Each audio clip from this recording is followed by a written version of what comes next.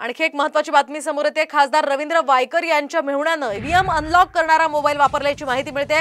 तर pole portal operator Dinesh Gurav यांनी वायकरांचा मेहुणा पंडिलकरला हा फोन दिल्याचा आरोप होतोय। पोलिसांनी हा मोबाईल जप्त केलाय। तसंच फोनवरील बोटांचे ठसे सुद्धा आता घेतले जाणार आहेत। शिवाय पंडिलकर फोनवरून नेमके कुणाशी बोलले याचाही तपास होणार आहे। याच दरम्यान चौकशीसाठी पंडिलकर आणि pole portal operator Dinesh Gurav यांना समन्स बजावण्यात आलाय। दोघांचीही पोलिसांकडून चौकशी केली जाणार आहे।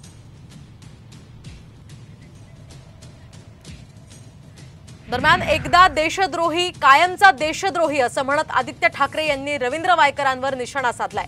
उत्तर पश्चिम मुंबईतील शिंदे गटाच्या उमेदवारांचं प्रकरण गंभीर आता बनत चाललंय। कारण गद्दार उमेदवार आता लोकशाहीची गद्दारी करत असल्याची टीका आदित्य ठाकरे यांनी केली आहे।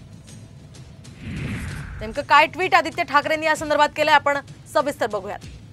उत्तर पश्चिम मधील मिंधे टोळीच्या उमेदवाराचं प्रकरण गंभीर बनलंय। कारण गद्दार उमेदवार लोकशाहीशी गद्दारी करतोय। तडजोड निवडणूक आयोगानं मतमोजणी केंद्राचे सीसीटीव्ही फुटेज शेअर करण्यास नकार दिलेला आहे।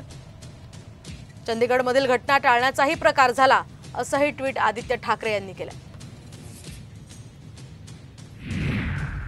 दरम्यान दुसरीकडे रवींद्र वायकरांबाबतच्या ईव्हीएमच्या तक्रारींवर राहुल गांधींनी सुद्धा एक ट्विट केलंय। भारतात ईव्हीएम हा एक ब्लॅक बॉक्स ठरत असल्याचं राहुल गांधींनी या ट्विटमध्ये म्हटलंय।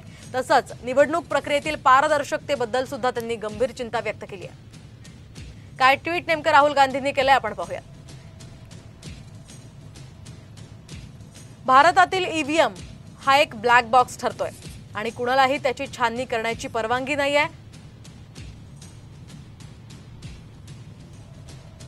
जेव्हा संस्था उत्तरदायी नसतात तेव्हा लोकशाही एक ढोंग बनून राहतं आणि फसवणुकीची सुद्धा शक्यता असते असं ट्विट राहुल गांधी यांनी केलंय।